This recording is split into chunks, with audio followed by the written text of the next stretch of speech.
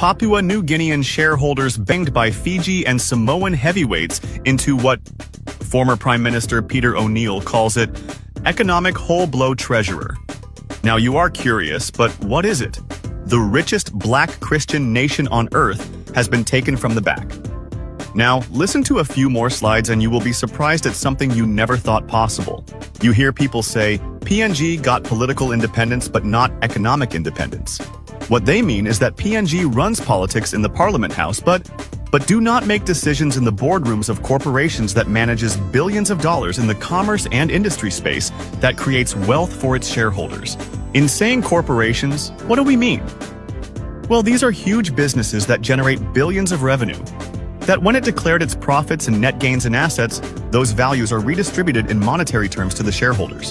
Then, what are some of the significant big companies in Papua New Guinea?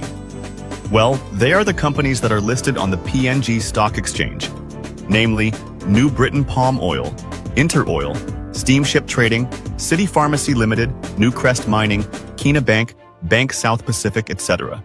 Amongst those listed, one of them is more important than all other corporations, not merely by the financial value it generates, but its role in the economic system of Papua New Guinea.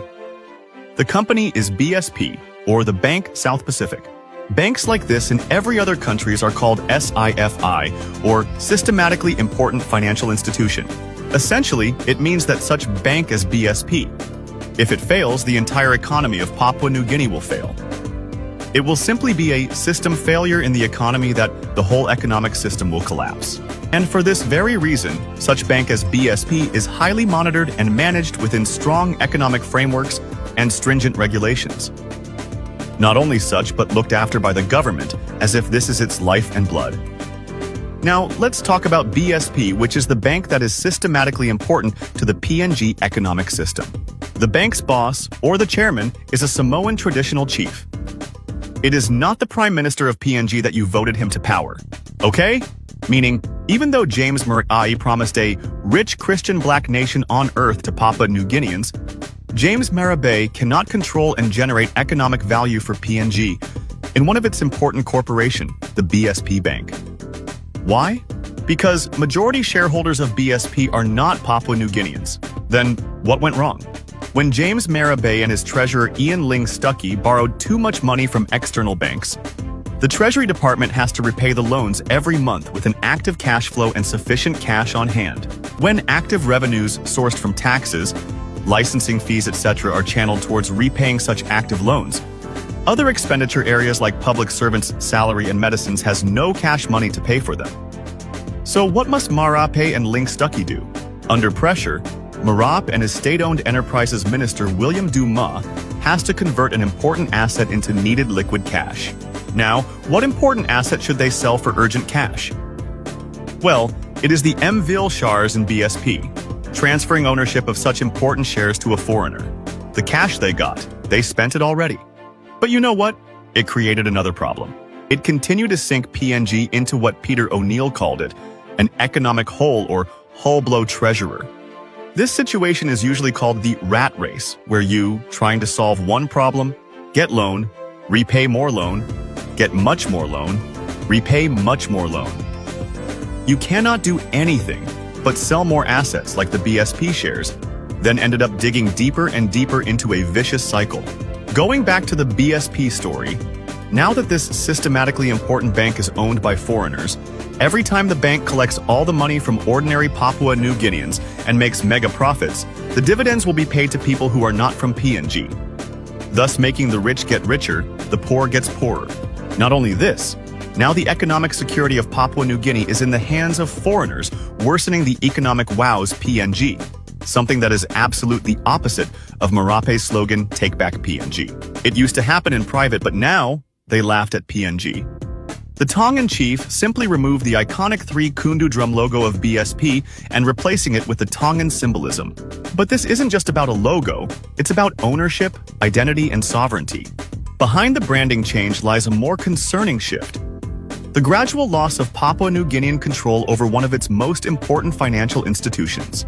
And on how BSP has evolved, you know the story, but evolved to what? Enriching foreigners in a rich Christian nation? Hear this. BSP's roots trace back to the Papua New Guinea Banking Corporation, PNGBC, a 100% government-owned bank that once stood as a pillar of national economic strength. It was a bank for the people, by the people. Over time, however, a series of government-led privatizations saw PNGBC merged into BSP, and with it, a slow erosion of public ownership began. What was once a state-owned bank symbolizing national pride? Why? Ask any economist.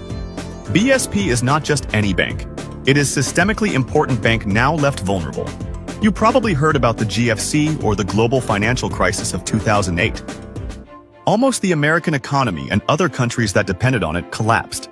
How did it happen? The bank's significant assets were held by foreigners, and when they rushed to sell it back to Americans, no one was willing to buy, almost collapsing the American economy, causing panic among American citizens. Listen carefully. You think BSP's story is a simple one, but it is not. It holds the savings of our people, uses other people's savings to give loans to businesses and citizens to buy properties, supports imports and exports, conducts businesses and government transactions, holds trust accounts, exchange currencies. It holds all the money and our economy running. It is an important part of our livelihood and economic system. Now, PNG Kina will be replaced by digital currency. We did a separate video on this and it is on our channel, so check it out. When this happens, your money will be sitting in the bank, you will be carrying only the digital code on your phones. But now, you do not own the bank, so who is looking after your wealth? Not only your money, but your land, house, and car mortgage securities. Think about it. In any country, such an institution would be fiercely protected by the state. In our case, the government failed to do so. Instead of managing its fiscal affairs prudently, the government of Papua New Guinea let go of its stake in BSP. That sale was a move that puts the nation at risk of losing influence over decisions affecting the economy, interest rates, lending practices, and national financial stability. On Post Courier, the Tongan chief, who is also BSP chairman, Robert Bradshaw, in changing the logo, sugarcoated by saying, "The bank is Papua New Guinean owned, and we are taking over the Pacific." Is he telling the truth? Big fat lie. The bank is now majority Fijians and Tongans owned that now showcase their culture on the logo. The change of BSP's logo may seem cosmetic to some, but symbols matter, especially when they reflect the identity of a nation. Usually such decision is made by the board. The board represents shareholders. The controlling shareholders are usually the majority shareholders. Because patriotic Papua New Guineans are not sitting in the boardroom for lack of majority shareholding, this kind or decision that undermines the identity of PNG can easily be made by a simple vote-taking. The former 3 Kundu drums were not just a design choice. They represented unity, culture, and ownership by the people of Papua New Guinea. This is more than a branding exercise. It's a signal of shifting economic power balance. When leadership decisions are no longer grounded in local interests, but are instead influenced by offshore shareholders, the people of Papua New Guinea lose their voice in one of their most vital institutions. Look at Kina Bank, which remains locally owned and focused on supporting the development goals of Papua New Guinea. This is proof that a well-managed, nationally grounded financial institution can thrive without compromising its identity or sovereignty. If anything, the situation with BSP should be a rallying call to support and strengthen banks like Kina. The privatization of PNGBC and the gradual loss of BSP to foreign control serve as a strong reminder of the consequences of poor governance, overborrowing, and short-term thinking. We are not just selling shares, we are selling sovereignty, influence, and future security. Thank you for following through. This shows you are a keen learner of what is happening in our country. The more you learn, the better informed person you become, ultimately making appropriate decisions in life. Like, subscribe, and comment if any, and let us explore more content that adds value to our knowledge.